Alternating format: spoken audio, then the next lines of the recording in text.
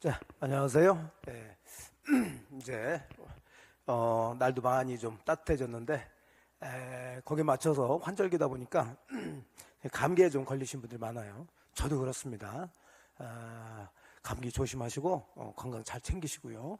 여러분들은 소중하니까 저희들이야 뭐 감기 걸려도 좀 쉬고 그러도 해도 되지만 공부하신 분들은 쉬면서도 불안하잖아요. 그래서 건강도 실력입니다. 잘 챙기시고 자 이제 이제 단원별 모의고사가 이제 지금 4회째 들어가고 있네요. 4회 단원별 모의고사 한번 저하고 하나씩 확인하시면서 다시 한번 복습하는 그런 시간을 갖도록 하겠습니다. 자, 4회째는 이제 전세권부터 이제 시작하는데요. 자, 용유물권, 지상권, 지역권, 전세권은 각각 한 문제씩 나오죠. 뭐 전세권도 한 문제 나오는 파트인데요. 1번 보시게 되면 전세권에 관한 설명으로 옳은 것은 그랬죠. 옳은 것은 자, 1번 전세권이 소멸하는 경우 전세권 설정자의 전세금 반환 의무는 전세권자의 목적물 인도 및 전세권 설정 등의 말소 의무보다 선행해야 된다 그래요. 이 놈이 틀렸죠. 이건 동시행 관계죠.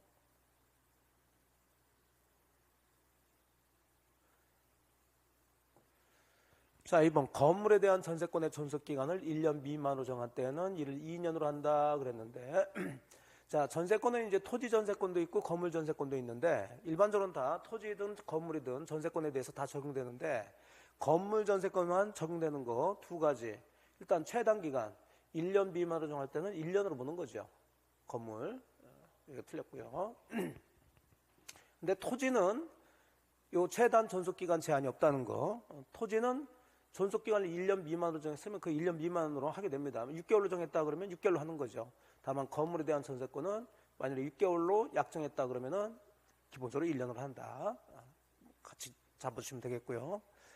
3번 목적물 현상을 유지하고 관리에 속한 수선을 해야 될 것은 전세권 설정자가 아니라 전세권자가 되죠. 자, 이건 물권자니까 드리니까. 그러니까 임대차 같은 경우는 이제 임대인이 현상을 유지하고 수선을 의무가 있지만 전세권은 물권이니까 전세권자가 현상을 유지하고 통상에 관련 수선을 해야 되죠. 그러니까 유지 수선에 필요한 필요비는 전세권자는 자기가 해야 될 일을 했으니까 청구할 수가 없죠. 비교해서. 그러니까 필요비 같은 경우 전세권자는 청구할 수가 없죠.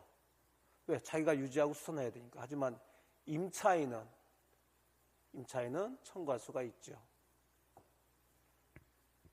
그러니까 이게 물건이냐 임대차 채권이냐 구별하셔야 되겠고 4번 합의한 전세권 존속기간이 시작되기 전에 전세권 설정기가 맞춰진 경우 자 전세권은 물건으로서 약정 계약만 해서 안 되고 등기를 해야 되는데 그 등기는 존속기간이 시작되기 전에 한 경우 이 등기가 유효냐 무효냐 그건데 유효로 추정하죠. 왜냐하면 전세권의 존속기간 시작된 후에 등기를 해야 유효다 그러면은 예를 들어서 계약을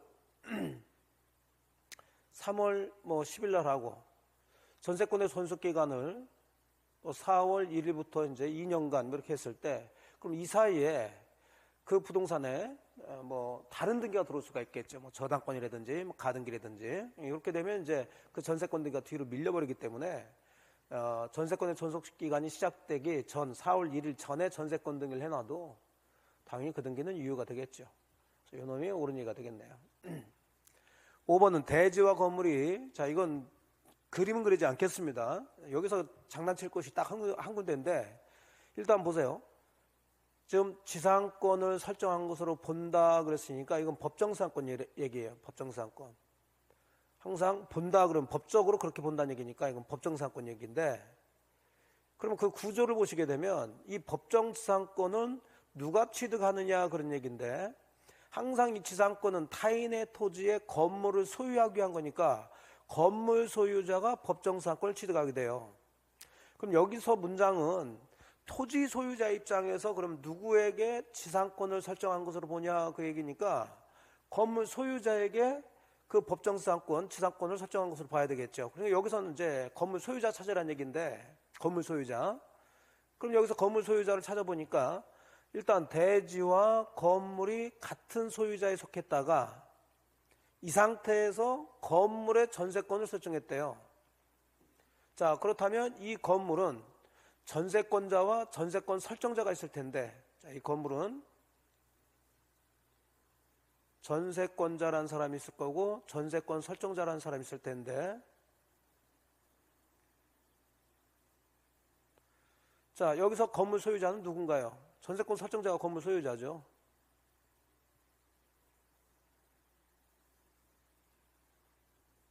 네. 그럼 이 상태에서 지금 아직까지는 대지하고 건물이 같은 소유자한테 있으니까 법정사건 얘기 나올 수가 없어요. 이 상태에서 그 대지 소유권의 특별 승계인은 그랬는데, 그러면 대지 소유권의 특별 승계인이 났다는 것은 대지가 이 사람한테 넘어갔다는 얘기예요. 자, 이랬을 때 이 특별 승계인, 토지의 소유권을 취득한 사람은 누구에 대해서 지상권을 설정한 것으로 보느냐, 즉 여기는 누가 법정사건을 취득한 것으로 보느냐, 그 문제예요.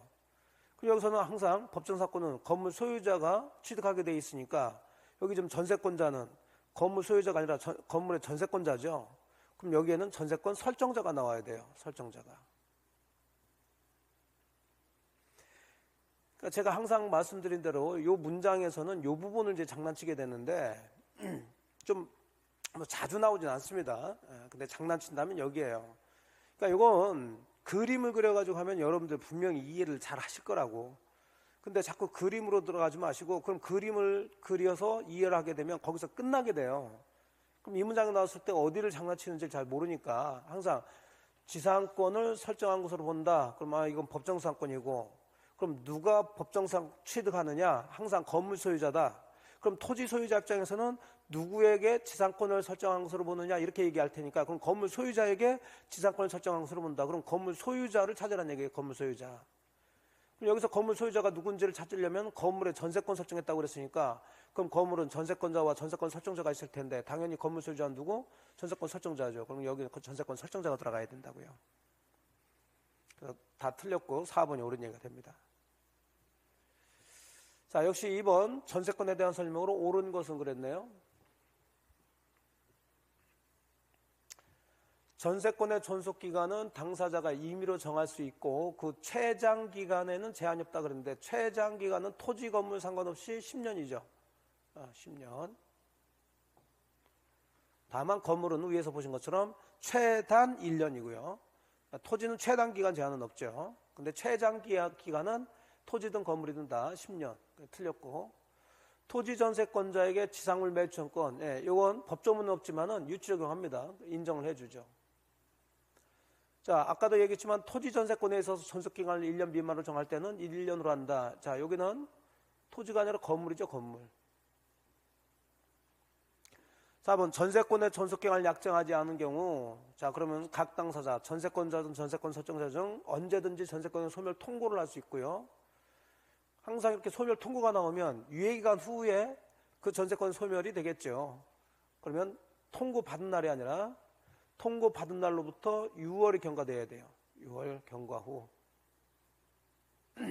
전세권이 소멸하게 됩니다. 자, 그 다음에 건물에 대한 법정갱신. 그렇죠. 법정갱신, 무시적갱신은 또 건물 전세권으로만 인정된다는 거 기억하시고, 자, 법정갱신이니까 등기를 해야 대항할 수 있다 그랬으니 틀린 얘기가 되는 거죠. 등기할 필요가 없죠. 하면서 이 법정갱신은 토지에는 인정되지 않는다는 거 잡고요. 그 다음에 법정갱신됐으면 그 전에 전세권과 동일한 조건으로 갱신된 걸로 보는데, 존속기간을 잡아야 되겠죠. 자, 존속기간은 1년으로 본다, 2년으로 본다, 종전기간으로 통일하다 그러면 안 되고요. 정함이 없는 거죠. 약정이 없는 걸로 보죠. 그런 거 좀 조심했으면 되겠어요. 그래서 옳은 것은 2번이 되겠네요.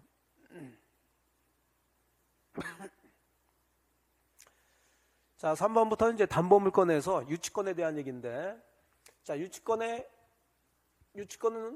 법정담보물권으로서 어느 때 성립되느냐, 여기 가장 굉장히 중요한 파트죠. 하면서 특히 채권, 피담보 채권은 이 목적물과 결령 관계가 있어야 되죠. 그래서 원칙에 인정되지 않는 것 그랬는데, 자, 이거 안 되는 거 기억하시라고 그랬죠. 첫사랑, 권, 보, 매. 권이 뭐예요? 권리금, 반환청권, 보, 임대차, 보증금, 반환청권, 매매 대금이라든지 매자 들어간 거, 그럼 여기 몇 자 들어갔네요. 이해가 안 되겠죠. 자, 다른 건 다 유치권 성립할 수 있는 거고요.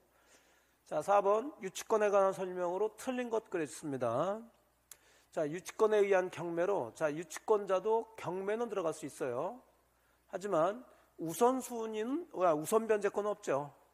그러니까 유치권자는 일반 채권자와 동일한 순위로 배당을 받는 거지 우선 변제 받는다 그러면 틀린 얘기가 되고요. 맞아서 맞습니다. 그건.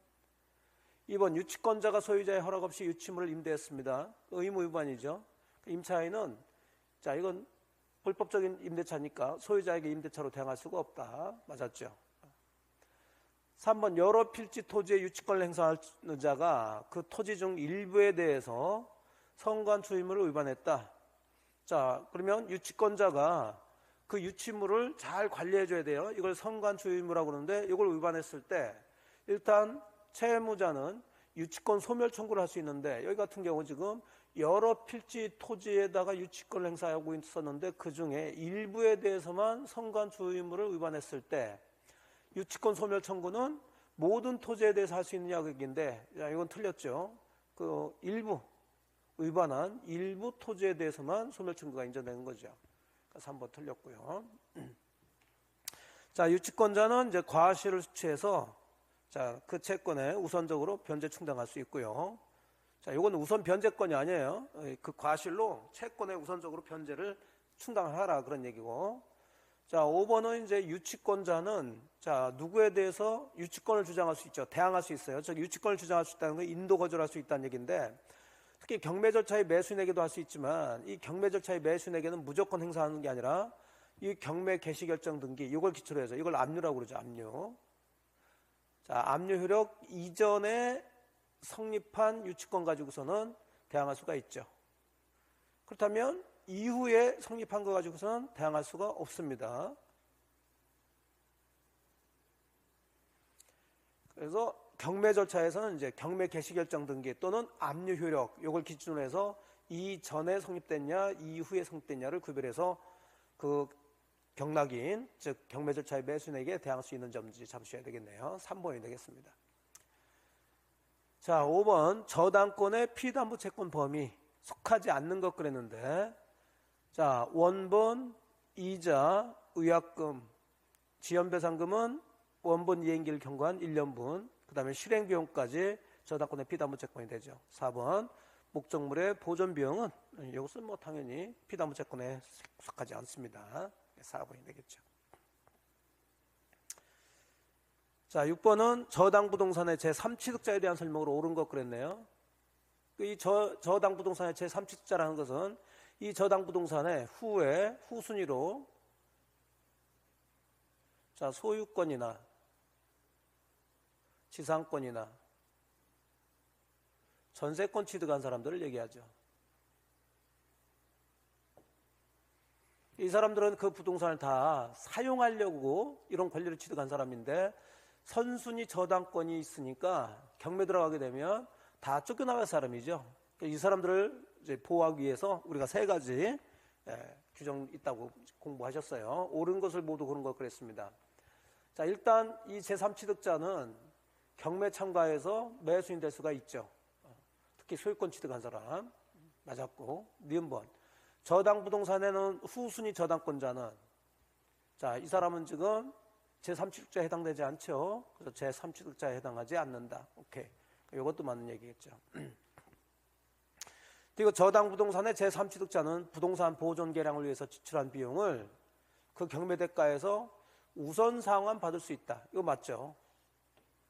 자, 하지만 리을번 요거와 연결된 판례인데 경매 대금에서 우선 상환 받을 수, 즉 배당 받을 수 있다는 얘기지 직접 그 낙찰자나 아니면 저당권 설정자 또는 저당권자에게 청구할 수 있는 권리가 인정되는 건 아니기 때문에 자, 이런 비용 상환 청구권을 피담보 채권으로 주장하면서 유치권 행사할 수는 없죠.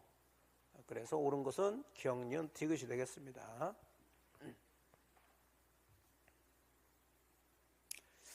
자, 7번은 저당권에서 일괄 경매에 관한 설명 중 틀린 것 그랬는데 일단 이 일괄 경매 청구권은 이건 법정 사건과 정반대로 생각하시면 되는데 법대로 하게 되면 불합리한 일이 벌어지니까 이것을 좀 합리적으로 해결하기 위해서 이런 제도를 두었다.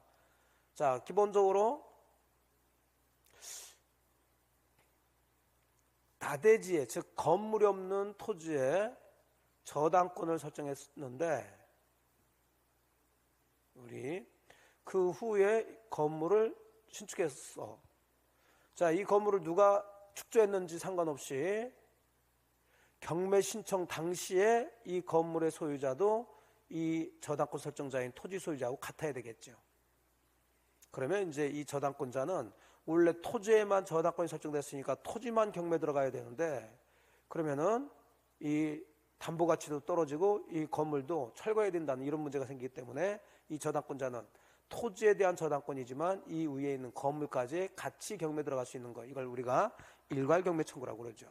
그럼 일괄 경매 청구하기 위해서는 조건은, 즉 요건은 첫 번째, 토지의 저당권 설정 당시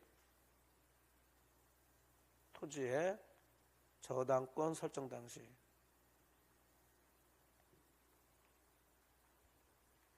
건물이 있어야 된다, 없어야 된다? 건물이 존재하지 않아야 되죠. 즉 나대지의 저당권 설정해 줘야 된다는 거예요. 그러니까 법정사건은 저당권 설정 당시 토지와 건물 소유자가 같아야 되니까 나대지 나오면 법정사건이 성립되지 않는다고 그랬죠. 근데 이것은 거꾸로 들어가죠. 그 다음에 그 후에 건물을 축조해서 건물을 줘서, 자, 누가 줬든 상관없지만 경매 들어갈 당시에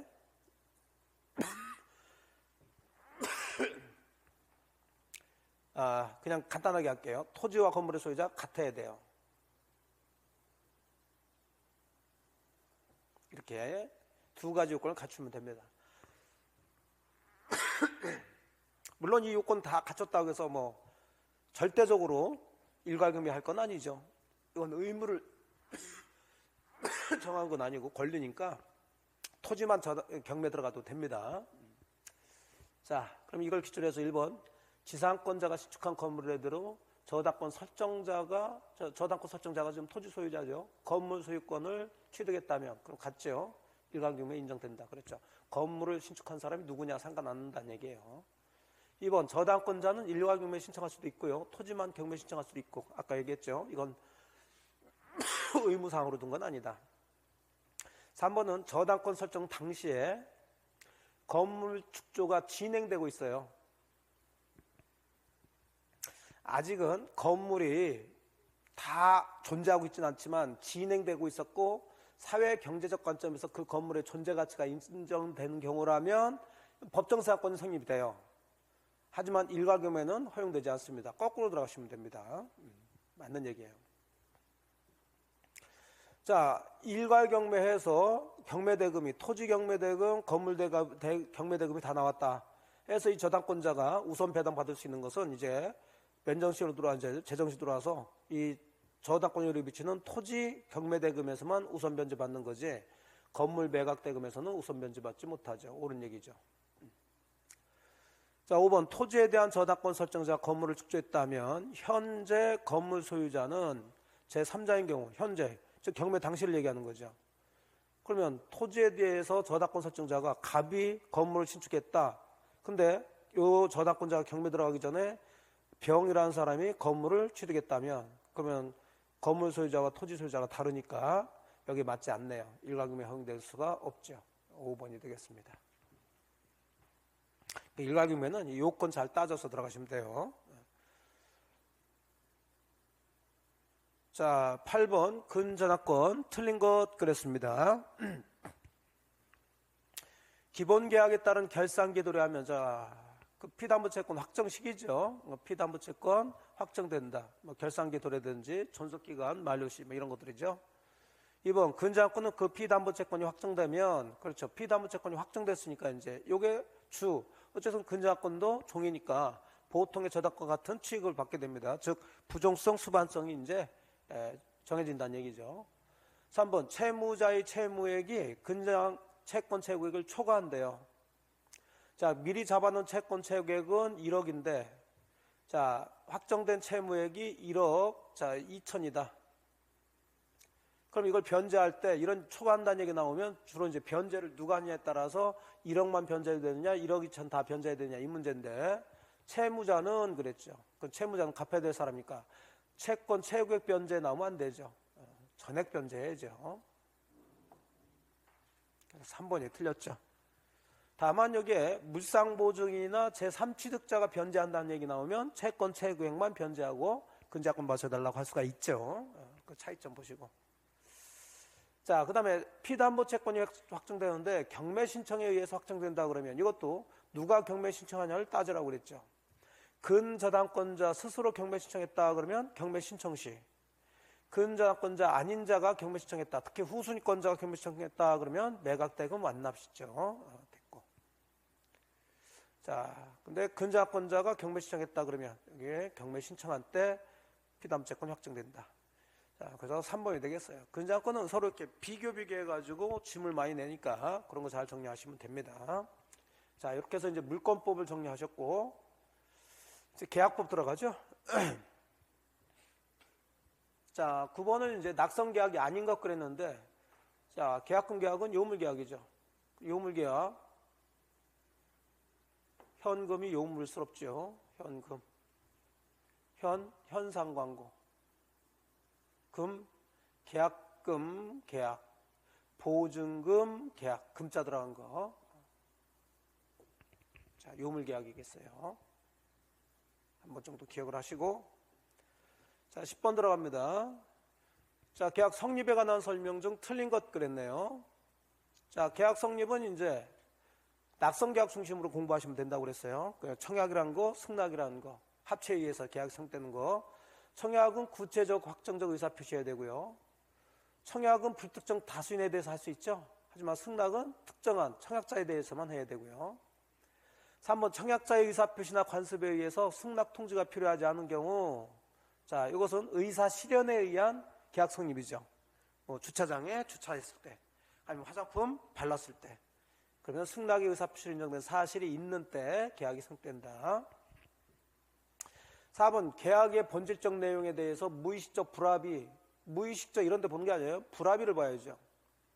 자, 계약이 성립되려면 합의가 있어야 되는데 불합의가 있다는 것은 성립되지 않았다는 얘기고, 그럼 계약도 법률행위니까 법률행위 성립되지 않았는데 착오를 취소할 수 있다는 얘기는 말이 안 되는 소리죠.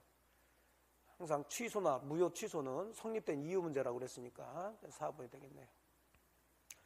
자, 각종 광고, 계약 내용이 제시되지 않은 광고는 청약의 유인에 해당되죠. 부동산 분양 광고 같은 것들. 4번이 되겠습니다.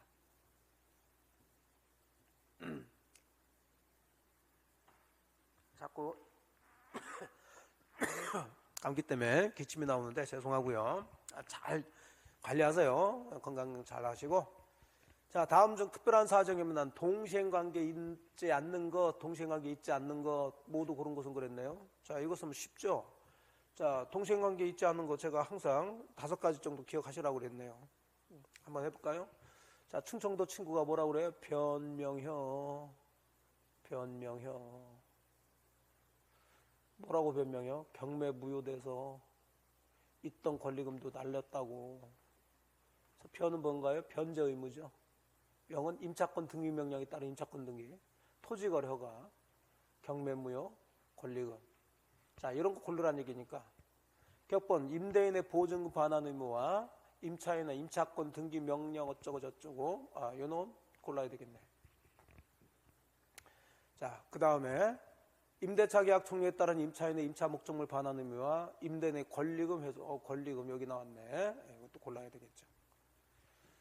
그 구분 소유적 공유관계 해소로 인하여 공유 지분권자 상호간에 발생한 지분 이전 등기 의무. 자, 이거 뭐 변제 의무도 아니고 명령은 이미 나왔고 토지거래 허가 없죠. 경매 무효 없고. 그럼 이것은 동시행관계 맞겠네요. 동시행관계. 자, 1번 동시행관계에 있는 쌍방 채무 중 어느 한 채무가 이행불능이 돼서 손해배상 채무로 바뀌었다. 자, 이미 동시행관계에 있으니까 여전히 동시행관계에 있습니다. 그 다음에 역시 변제라든지 명령, 허가 없죠. 그러면 동시행관계에 있지 않는 거 됐으니까 기억분하고 니은번 고르시면 돼요. 1번이 되죠.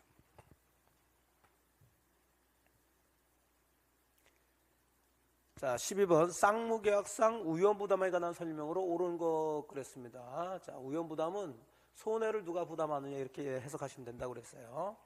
자, 그러면서 이건 쌍무계약에서 어느 때 발생하는 거다? 후발적 불능 중에 채무자 책임 없는 후발적 불능일 때.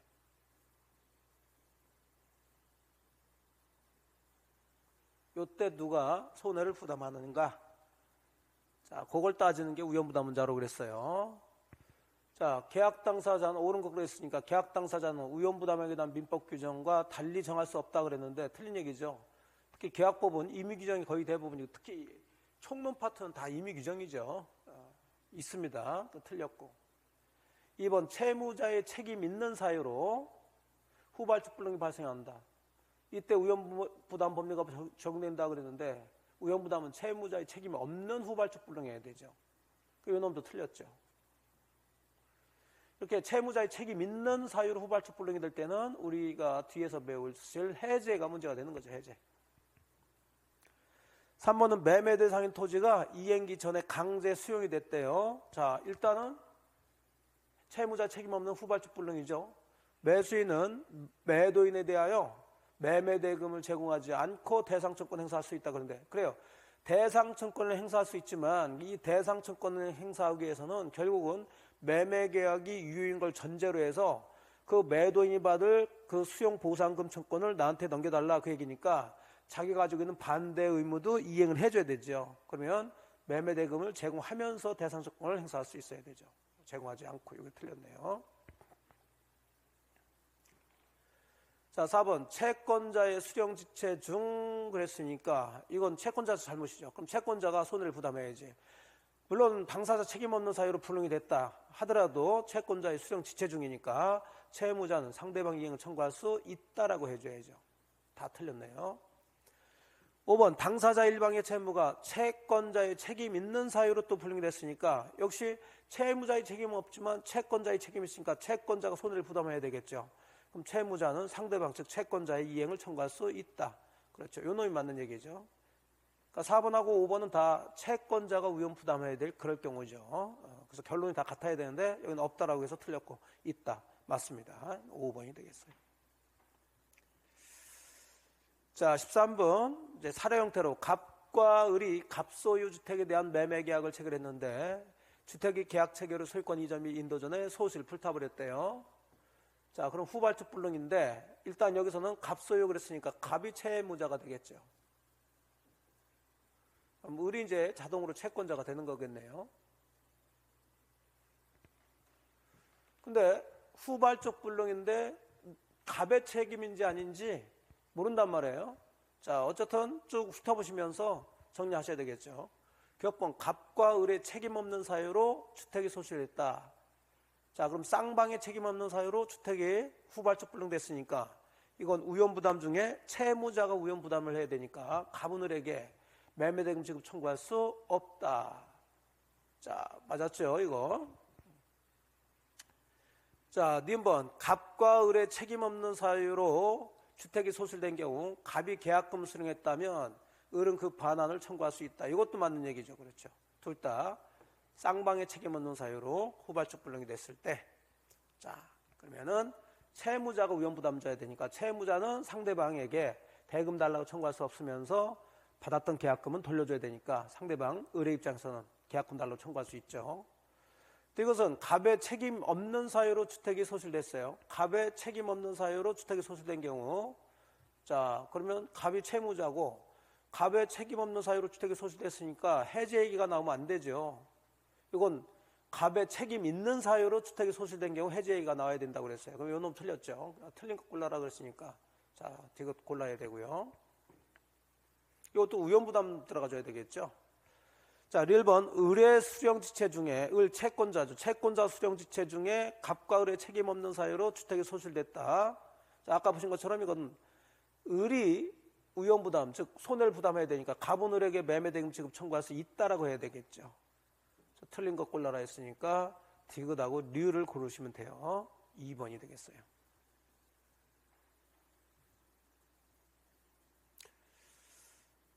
자, 14번 제3자를 위한 계약 옳은 것은 그랬네요.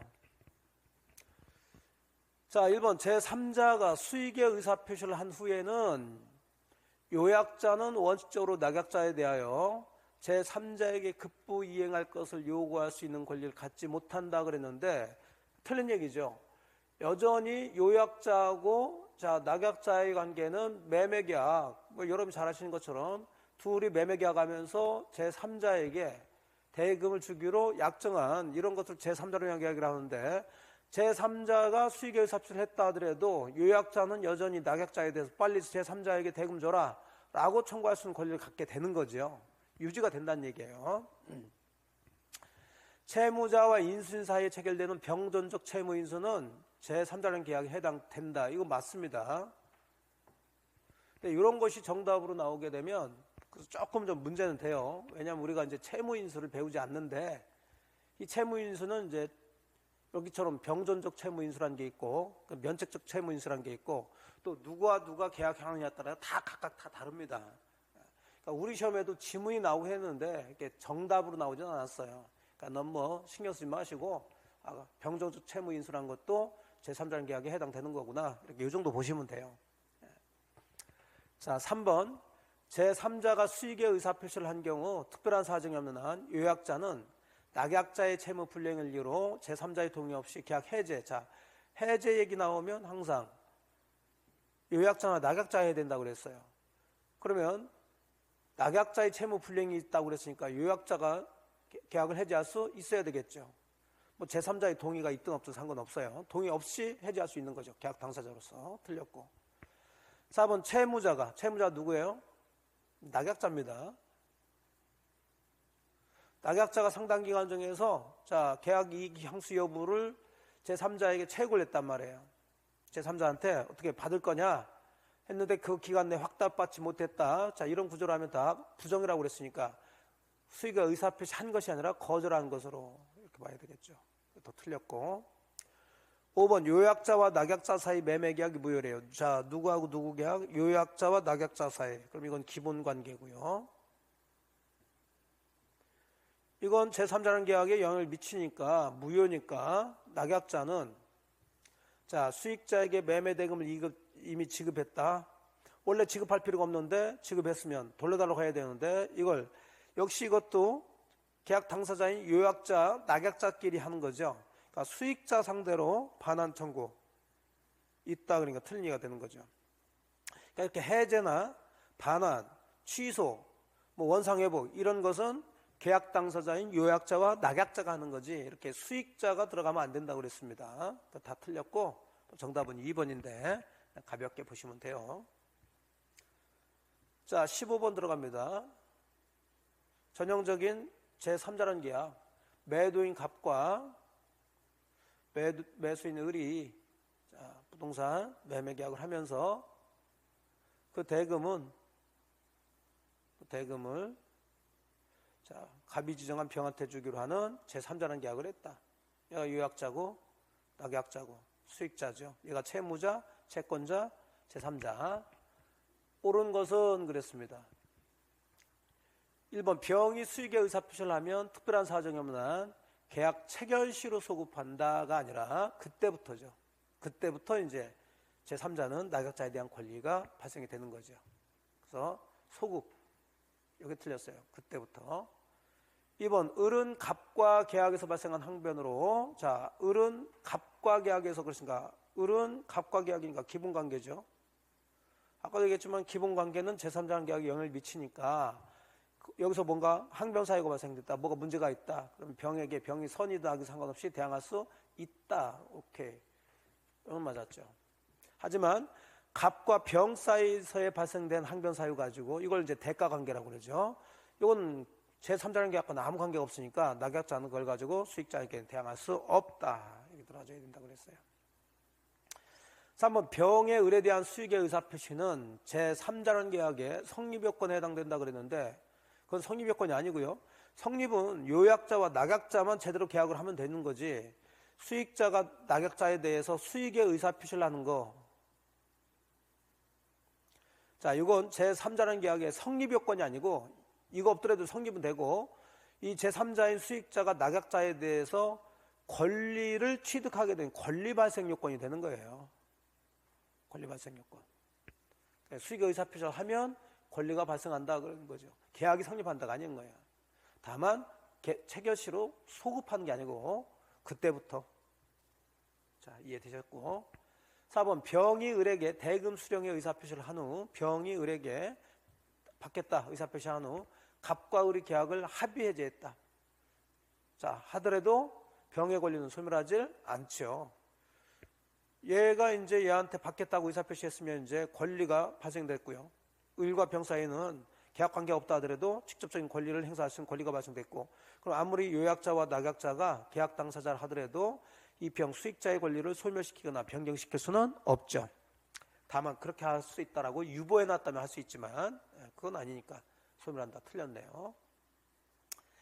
을이 병에게 대금을 지급한 후 계약이 해제됐어요. 특별한 사정이 없는 한 또 을은 병한테 반한 얘기 나오면 안 된다고 그랬죠. 그래서 2번이 옳은 얘기가 됩니다. 자, 16번 합의해제에 대한 설명으로 틀린 것을 그랬는데, 합의해제는 어떠한 해제 사유가 없다 하더라도 당사자 합의에 의해서 해제하는 계약이죠. 일종의 계약.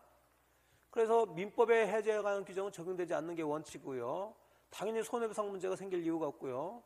자, 반환하는 것도 자기네들 합의에 의해서 정해지는 거지 금전 반환했다고 해서 받은 날부터 이자를 가상할 필요는 없다. 됐죠? 자, 4번 매매계약을 합의 해제한 경우에도 매도인의 매수인에 대한 말소등기 청구는 물권적 조건이다. 그렇죠. 모든 해제는 효과는 똑같아요. 계약은 소급적으로 소멸되니까 이미 변동됐던 물권은 말소등기 없이 자동으로 복귀가 되니까, 그러면 말소등기 해달라는 등기 청구는 물권적 조건이 될 수밖에 없고요. 자, 또 모든 해제 공통점, 제3자는 보호가 되어야 된다는 거. 근데 합의 해제했는데 제3자는 보호되지 않는다 했으니까 이놈이 틀렸죠. 그래서 이건 제3자 보호 문제는 모든 해제, 뭐 합의 해제든 법정 해제든 약정 해제든 모든 해제 공통점이죠. 하지만 이런 거 손해배상 청구라든지 받은 금전에 이자를 붙인다는 게, 이것은 합의 해제는 적용되지 않는 얘기고 법정 해제에서 문제가 되겠죠. 자, 17번 계약 해제에 관한 설명 중 옳은 것은 그랬네요. 자, 계약이 해제됐다. 그럼 해제됐으면 어차피 누가 해제를 했든 계약은 처음부터 없었던 것이 돼버리니까 계약을 위반한 당사자도 해제 효력을 주장할 수 있어야 되겠죠. 틀렸고요. 2번 매도인의 소유권 이전 등기 의무의 이행 불능을 이유로 해서 매수인이 매매계약을 해제할 때는 불능인데 매수인 자신의 대금을 제공하면서 해제할 이유가 없죠. 또 최고할 필요도 없고요. 해제하겠다는 의사표시만 하면 된다. 3번 계약 당사 상대방이 수인일 때, 그럼 상대방이 수인이니까 전원에 대해서 해야지 한 사람에 대해서 한 계약 해제는 효력이 없죠. 틀렸고. 4번 이행 불능으로 인한 계약 해제권과 손해배상 청구는, 자, 이행 불능은 채무 불이행이고요. 그래서 발생되는 계약 해제권, 손해배상 청구는 다 채무자에게 귀책 사유가 있을 때 인정되는 거예요. 왜냐하면 이행불능이란 채무 불이행 자체가 귀책 사유가 있어야 되니까. 자, 그래서 4번이 옳은 얘기가 되겠고요.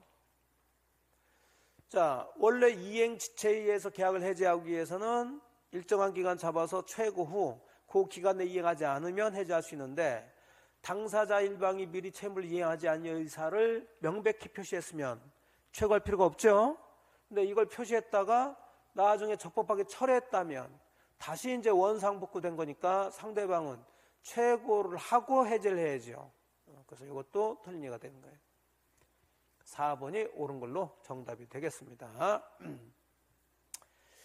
자, 18번은 이제 해제에서 보호되는 제3자에 해당하는 자 그랬는데, 일단 가장 기본적으로 여기는 그 해제된 계약을 토대로 해서 새로운 이해관계를 맺었을 뿐만 아니라 등기 인도까지 해줘야 되니까 결국은 그 해제된 계약의 목적물인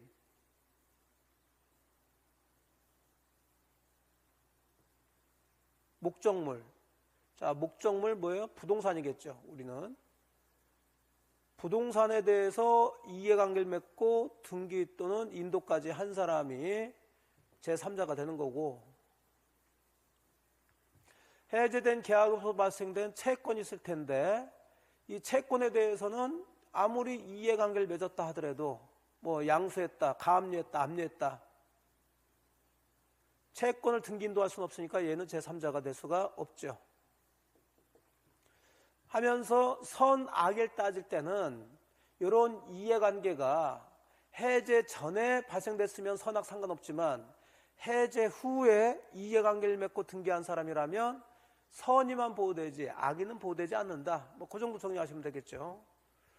자, 그러면 뭐 날짜 어쩌고 들었는데 지금 갑의 을에 대한 매매대금 채권을 압류했다는 얘기 나오니까 얘는 제3자 아니에요. 자, 근데 해제 대상이 되는 X 토지를 가압류했다고 그랬으니까 얘는 맞죠. 2025년 5월 1일 날 해제가 됐다고 그랬으니까 자, 해제 전에 지금 가압류했다. 근데 이것은 계약이 해제된 사실을 알면서 5월 3일 자, 매매계약 체결하고 소유권 이전 채권 보존 가등기를 했다. 가등기를 했다 하더라도 이것도 등기니까 제3자에 해당되지만 문제는 해제된 사실을 알면서 그러니까 해제 후에 이해관계를 맺었죠. 매매 예약을 체결했으니까 얘는 악의인 경우니까 얘는 보호되지 않아요. 모르고 했다면 얘는 제3자에 해당되겠지. 그러면 해당되는 자는 니은 하나밖에 없네요. 2번이 되겠습니다. 자, 19번 매매계약 이제 강론으로 들어왔습니다. 틀린 것은 그랬죠. 뭐 쉬운 얘기죠. 유상 쌍무계약이고 낙성 불료식계약이고 자, 매매계약이 성립하기 위해서는 당사자인 매도인 매수인이 누구인지 구체적으로 특정될 필요 있어요. 그러니까 매매 대금이나 매매 목적물은 구체적으로 특정될 필요가 없다 하더라도 당사자인 매도인 매수인은 특정이 되줘야 되죠. 그러니까 틀린 거 3번이 되겠죠. 타인 권리 매매도 되겠고요. 자, 매매계약에서는 반대급분 반드시 금전에 해야 돼요. 금전 이외의 것은 교환이라고 그러죠. 자, 20번 계약금에 관한 설명이네요. 틀린 거 마지막이죠. 계약금에 의해서 해제를 했을 때, 즉 이행 착수 전에 준 사람은 포기하고 받은 사람은 배액 상환해서 해제했을 때 이행 착수 전에 했을 테니까 원상회복 의무라는 건 발생하지 않습니다. 맞았죠? 또 손해배상 얘기도 나올 수가 없겠죠. 또 당사자 간의 계약금에 의한 해제를 배제한 특약, 계약에서는 임의규정이 일반적이니까 유효하죠. 자, 3번은 토지거래가 구역 내 토지에 대한 매매계약을 체결하고 계약금만 지급한 상태에서 거래 허가를 받았다. 이것도 강조 많이 했죠. 이거 이행착수에 아니에요? 이거 이행착수 아니죠. 그럼 거래 허가 받은 후에도 자, 계약금 배액 상환하고 해제할 수 있다 해줘야죠. 이거 이행착수 아니라고요. 자, 또 이행착수에 해당되지 않는 대표적인 게 뭐가 있나요? 그렇죠. 매도인이 매수인 상대로 잔대금 지급 소송 제기한 거. 그것도 이행착수 아니니까 매수인 입장에서는 줬던 계약금 포기하고 계약을 해지할 수 있죠. 두 가지 정도 기억 잘 하시고. 자, 매도인이 계약금을 가지고 해지할 때는 배액을 제공해야 되지만 매수인이 이를 수령하지 않는다고 해서 공탁까지 해야 될 것은 아니죠. 이거 너무 틀렸죠. 또 계약금 포기하고 해지한다. 계약금 가지고 해지할 때는 손해배상 얘기도 나올 수가 없죠. 이거는. 그래서 4번이 되겠습니다. 자, 이렇게 해서 사회 단원별 모의고사 조금 분량이 좀 있네요. 여러분들이 최소한 여기 나와 있는 내용들이라도 잘 정리하시고 다음에 이제 5회 때 단원별 모의고사에서 다시 뵙도록 하겠습니다. 자, 고생 많으셨습니다.